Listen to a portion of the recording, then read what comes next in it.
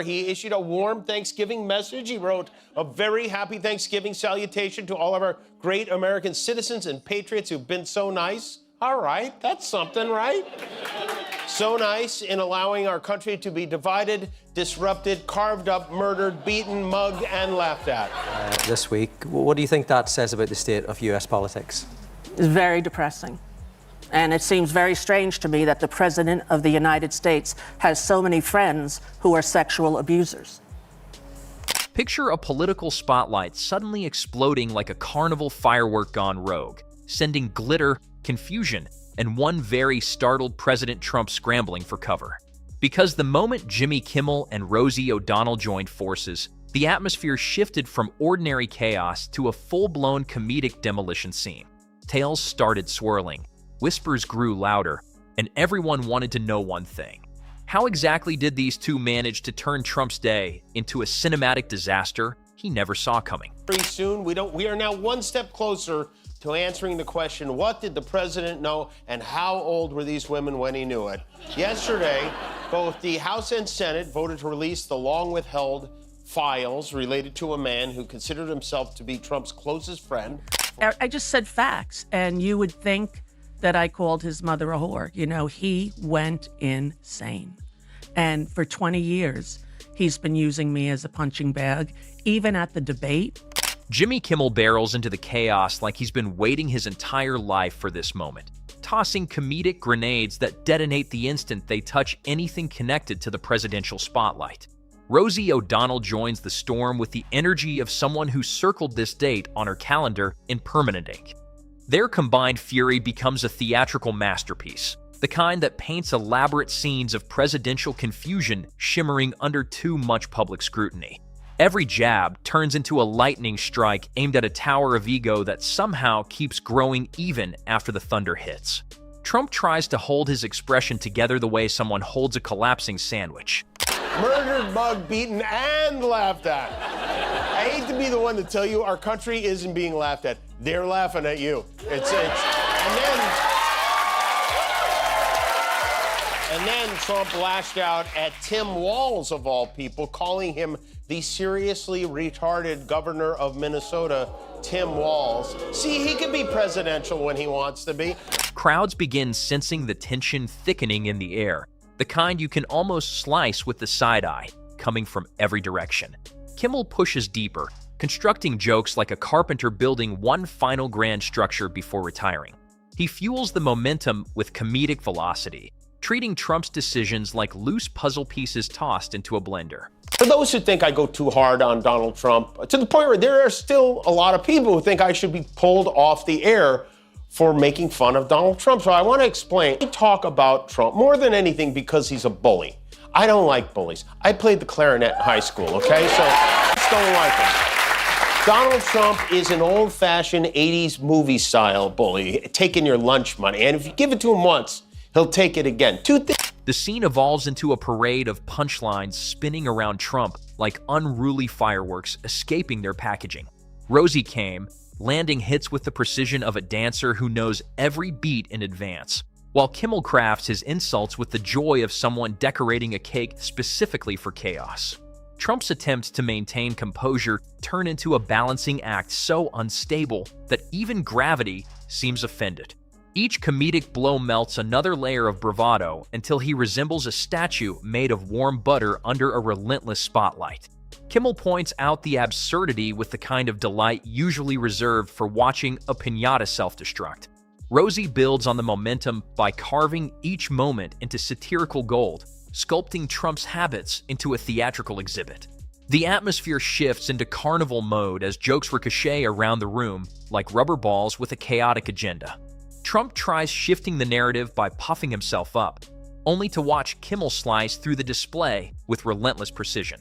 Rosie elevates the energy with gestures that amplify the ridiculousness, transforming Trump's reactions into spectacle-grade entertainment. Laughter erupts from every corner like a volcanic eruption ignited by pure mockery. Trump. Ivey Zamir, here we go. Ask away. Does any of it stick? I mean, he's called you a threat to humanity. When you hear it But then again, you have to look at the person who's saying it and what he said about other people, beloved people, like who? Like Taylor Swift, like Bruce Springsteen, like Meryl Streep, not a good actress, no talent actress. The most awarded, Tom Hanks, the most awarded. Every decision Trump made throughout the week becomes premium material for the roasting engine, now rolling at full speed. Kimmel highlights the bizarre moments as if he's presenting evidence at a trial conducted entirely in sarcasm. Rosie layers in commentary coated in theatrical exaggeration, turning each point into its own comedic monsoon. Trump stands amid the chaos, searching for dignity, which has already sprinted out the back door. Kimmel presses forward, examining Trump's speeches, mannerisms, and spectacularly dramatic public moments, as if unveiling a museum of questionable choices. Rosie amplifies the roast with gestures that transform each flaw into an opera performance. Trump's expression drifts between arrogance and confusion, trying to decide which one is safer. The roast escalates so dramatically that it resembles a weather event that meteorologists warn viewers about. Each new point spirals into a fresh wave of entertainment as Kimmel pushes the tone toward explosive satire. He breaks down Trump's day-to-day antics with gleeful detail, like a chef preparing a dish meant only to be roasted. Rosie drives the momentum with comedic flair that turns every misstep into a headline-worthy spectacle. Trump watches the whole display unfold like someone realizing their surprise party is actually an intervention. I wonder why he didn't get that Nobel Peace Prize. It makes no sense. Trump posted that little blessing on Thanksgiving. It caused quite an uproar, even among a handful of Republicans. And I think he might have been feeling a little bad about it when asked to explain on board Air Force One. In that same post, you mentioned Tim Walz, and you called him what many Americans do find an offensive word, retarded. Do you stand by that claim of calling Tim Walz retarded? Yeah, I think there's something wrong with him. Absolutely. Sure. You don't think that You have a problem with it? The satire deepens as Rosie shifts focus to Trump's habit of constructing narratives that wobble like furniture with missing screws. She retaliates with wild comparisons that stretch the imagination in every possible direction. Trump tries to regain control by attempting a confident stance, though the wavering posture betrays the struggle. The momentum surges as the roast becomes a theatrical earthquake, rattling every corner of the moment. Kimmel injects more comedic electricity by examining Trump's speeches, emphasizing the dramatic pauses and exaggerated gestures that accompany them. Rosie transforms those traits into cinematic sequences that people would watch purely for entertainment value. Trump attempts to counter by lifting his chin with patriotic defiance, though the pose collapses under the weight of the mockery. The scene swirls into a whirlwind of satire that refuses to slow down. Kimmel and Rosie treat Trump's public missteps like a collection of souvenirs scavenged from a theme park built entirely out of questionable decisions.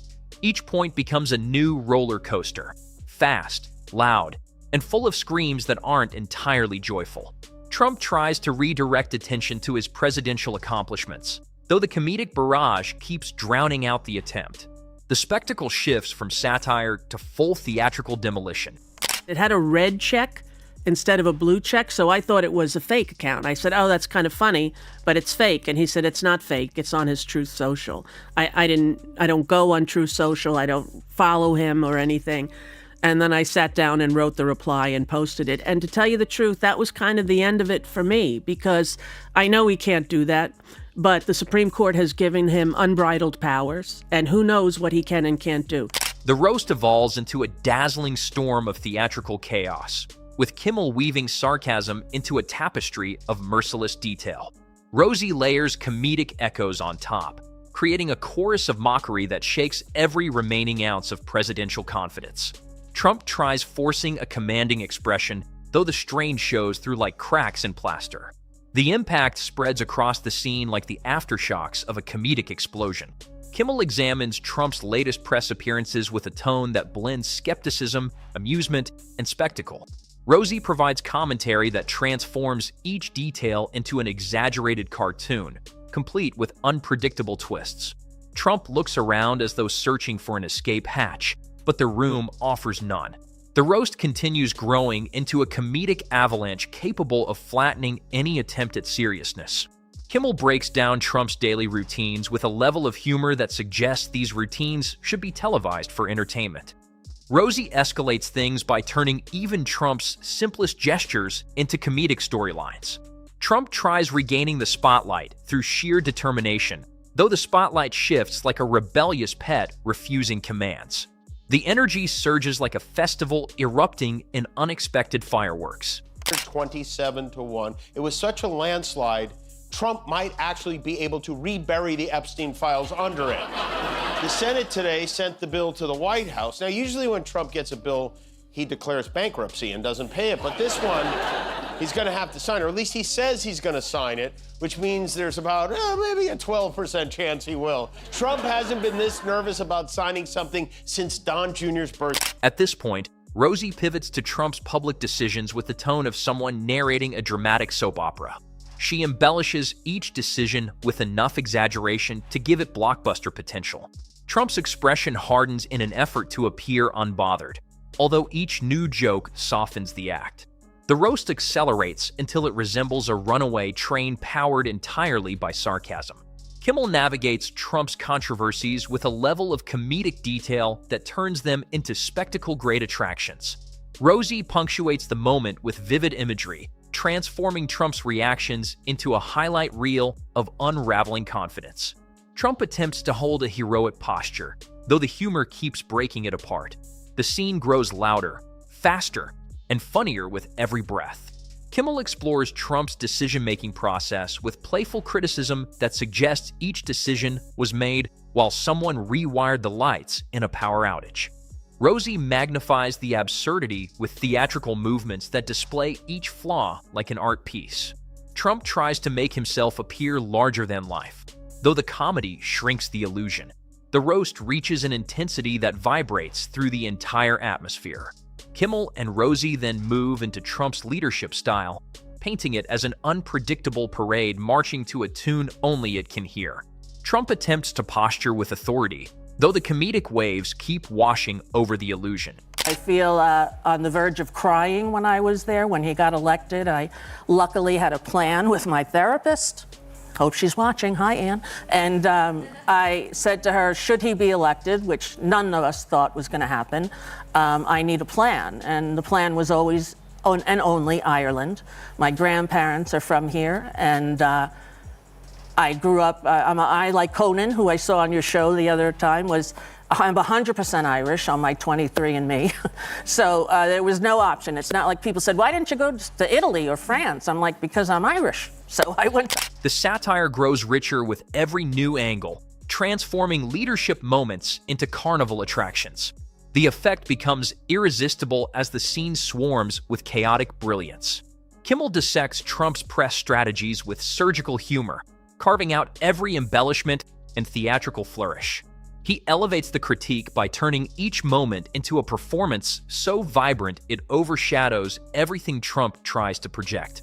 Trump's stance becomes wobbly, like an actor trying to remember a script that keeps changing mid-scene.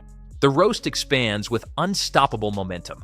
Kimmel transitions into Trump's dramatic entrances at public events, presenting them as grand performances meant for an audience of disbelief. Rosie enhances the spectacle with imaginary slow-motion recaps that exaggerate Trump's expressions into comedic treasure. Trump attempts a dignified posture, though dignity slips away like a dropped coin rolling under a vending machine. The flavor of the roast intensifies. Kimmel begins highlighting Trump's interviews, as if analyzing a series of jukebox tracks stuck between genres. Rosie adds flair by reenacting exaggerated interpretations of Trump's reactions. Trump tries projecting confidence, though each joke drains another drop of the performance. The room fills with laughter thick enough to float in. I don't know, I was just told that Chuck Schumer rushed it to the floor and put it out there preemptively. It needed amendments. I just spoke to the president about that. We'll see what happens. So do you think he may veto it? You say you spoke to the president? I'm not saying that. Is he supportive of it in its current form? We both have concerns about it, so we'll see. Poor little guy had to get out of there before the ketchup bottle started flying at his head. They are so scared of Trump. What is going on? Is he beating them? I don't get it. They just blindly defend him. They don't know what's in those files. They're taking his word for it. They're taking the word of someone who paid a porn star $130,000 and claims he didn't do anything. The chaos gains momentum again as Rosie stacks on exaggerated commentary that turns each moment into a dramatic saga. Trump maintains a rigid stance, though the cracks spread faster than he can mask them. The roast grows into an unstoppable force of comedic dominance.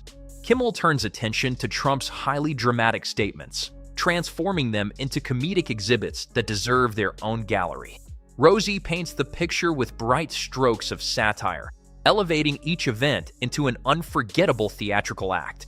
Trump stiffens, hoping posture will shield him, though the barrage pushes through. The momentum sharpens until everything becomes comedic gold. Kimmel rounds things out by diving into Trump's need for grandeur in every situation, amplifying it to absurd proportions. Rosie decorates the exaggeration with vivid imagery that pushes Trump's reactions into surreal comedy. Trump attempts to regain a sense of control, though the roast keeps spinning just out of reach. The storm continues swirling with relentless theatrical power. The roast concludes with Kimmel and Rosie leaving behind a landscape of humor so intense that the presidential poise looks like it survived a meteor shower of mockery. Trump stands amid the satirical rubble, piecing together whatever remains of his composure. The energy lingers, electrifying the entire atmosphere like a lingering spark waiting for its next target. The spectacle settles only long enough to promise that the chaos will continue. Well, he is a cruel, criminal, and mentally unstable man. And Duty to Warn was a book that came out when he was first in office. Psychiatrists across the country who don't ever really diagnose people that they don't serve personally came together and made a book, Duty to Warn, to tell the world what a narcissistic, mentally ill person he is.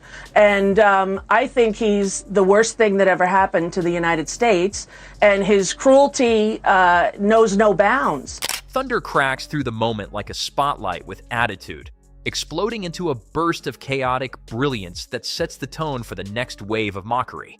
Only after the dust settles does Jimmy Kimmel sweep into the frame, spinning Trump's reality show theatrics into a full-blown melodrama. Rosie O'Donnell rides the momentum with gleeful exaggeration, twisting every dramatic pose into a spectacle built for laughter. Trump stiffens as if bracing against a storm that refuses to let him breathe. A jolt of comedic electricity charges the atmosphere, bursting forward like a runaway carnival ride determined to throw everyone off balance. Kimmel slips into the current, magnifying Trump's grand entrances until they resemble overhyped previews for a movie no one asked to premiere. Rosie swoops in behind him, molding Trump's gestures into an opera of exaggerated theatrics. Trump's attempt at poise quivers beneath the pressure, cracking with every passing second.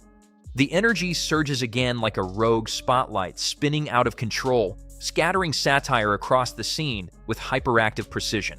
Kimmel draws from the chaos, reframing Trump's unpredictable public remarks as plot twists from a never-ending drama. Rosie builds on the storm, inflating each surprise into comedic fireworks that refuse to dim. Trump lifts his shoulders in a show of authority that dissolves under the growing comedic avalanche. Kimmel dives straight into Trump's love for dramatic declarations, stretching them into wild exaggerations that defy logic. Rosie unleashes another spiral of satire, sculpting each detail into a surreal mural of spectacle. Trump braces himself for impact, though the tidal force of mockery keeps crashing forward, fueling the uproar with relentless momentum.